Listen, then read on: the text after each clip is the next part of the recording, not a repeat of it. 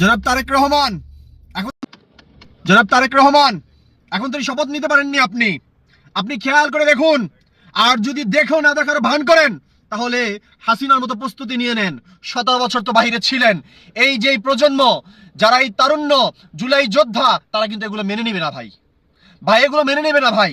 আপনার পেটুয়া বাহিনী ইতিমধ্যে আপনার দলেরই বিদ্রোহী প্রার্থীর পক্ষে লোকে খুন করেছে, নরসিংদীতে দাঁড়িপাল্লার লোককে কোপাচ্ছে, অন্যান্য জায়গায় স্বতন্ত্র প্রার্থীদের লোকদের কোপাচ্ছে। কেন ভাই? খুন কিসের জন্য? খুনের রাজনীতি যদি থাকতো তাহলে তো আমরা হাসিনাকেই রাখতে পারতাম।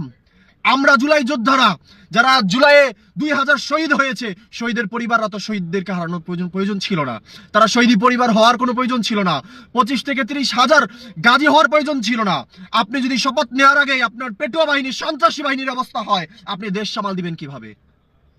17 বছর ভিডিও কনফারেন্সে, ভিডিও কলে যে দেশ পরিচালনা করছেন আর বর্তমানে দেশ পরিচালনা এক না ভাই, এক না।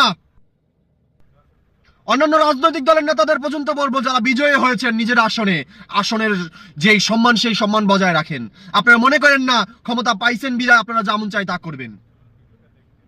অতএব আপনাদের প্রতি বিনীত অনুরোধ, আপনার এই পেটুয়া বাণী থামান, অন্যথায় হাসিনার মতো পথ খুঁজে পাবেন না। হুমকি মনে করলে হুমকি মনে করতে পারেন, যদি পরামর্শ মনে করেন পরামর্শ মনে করতে পারেন। কারণ হাসিনার আমলে আমরাই প্রতিবাদ করেছি। যখন আপনার মাকে জেলে নিয়েছে, আপনার উপর বিভিন্ন অপবাদ দিয়েছে, সাধারণ নিরহ মানুষকে হামলা করেছে, আপনার দলের নেতাকর্মীদের পিটিয়েছে, তখন আমরাই প্রতিবাদ করেছি লীগের বিরুদ্ধে, আপনাদের পক্ষ হয়ে। আন্দোলন সংগ্রাম দিয়ে আমরা এই পর্যন্ত এসেছি একটি সুন্দর বাংলাদেশ বিনির্মাণে। মনে রাখবেন, সেই সুন্দর বাংলাদেশ যদি বিনির্মাণ না করতে দেন, আপনারও কিন্তু ভাই দেশের ঠাঁই হবে না, আপনার নেতাকর্মীরও ঠাঁই হবে না ভাই।